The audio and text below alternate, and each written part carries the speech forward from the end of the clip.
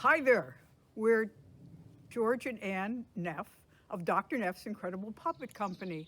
And normally we are open for you to visit during the Arts in Bloom tour. However, with our age and our life, we decided it would be wiser to err on extreme caution, and so we're creating these videos for you to watch. Normally, we have our space all full of our stages, our puppet shows, things for people to do, especially things for children. But this year, since we're not open, we thought maybe it would give us a chance to focus on some of the work that we do, which we don't usually display when we have open house.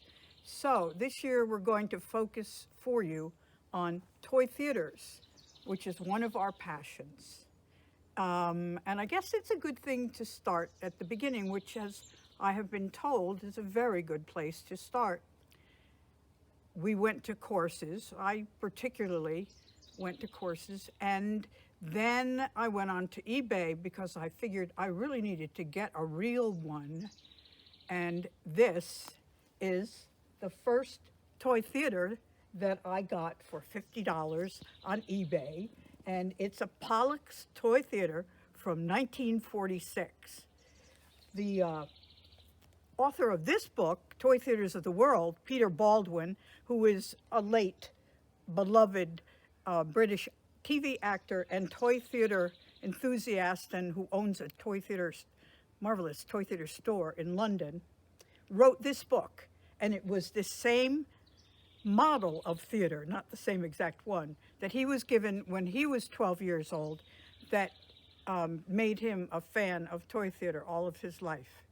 And now I'm going to turn it over to George, Dr. Neff, to tell you about what toy theater really is. Toy theater, what is it? Well, it's pretty much what you would expect.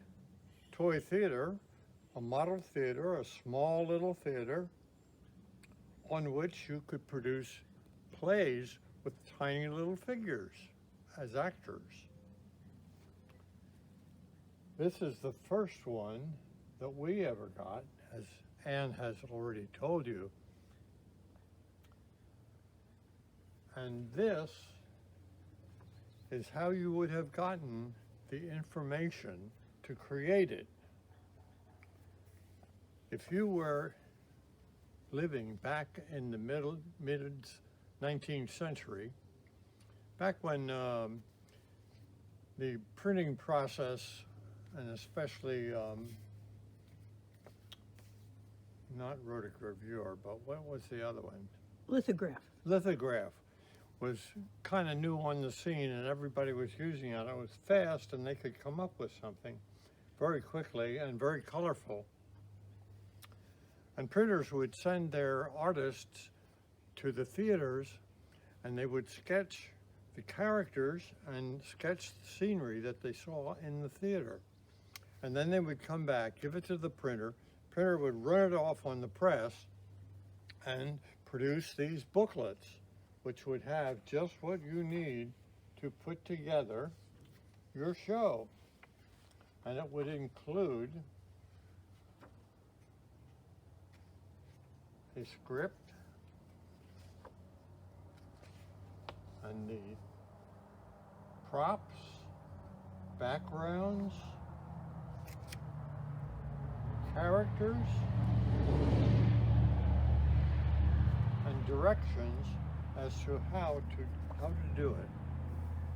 You would then cut your figures out and paste them onto something firm like cardboard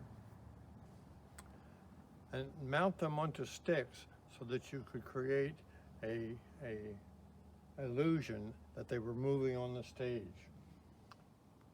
The stage itself would be put together like this, reinforced somewhat with wood if you chose to do so.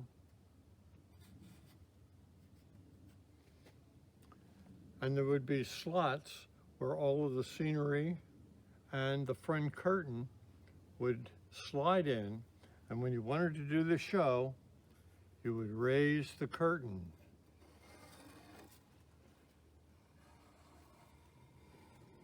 And we now see the first scene of Aladdin.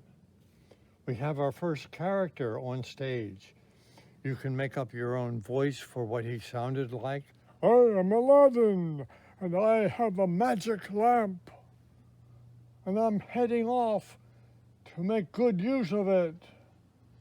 Ta-ta! Characters would all be mounted on these long wooden sticks, and then they could enter from either side. The metal sticks too. Sometimes you would get them that would be made from metal. This kind of thing, which could also move them, and they could be stuck in the top and slide them in and out like that.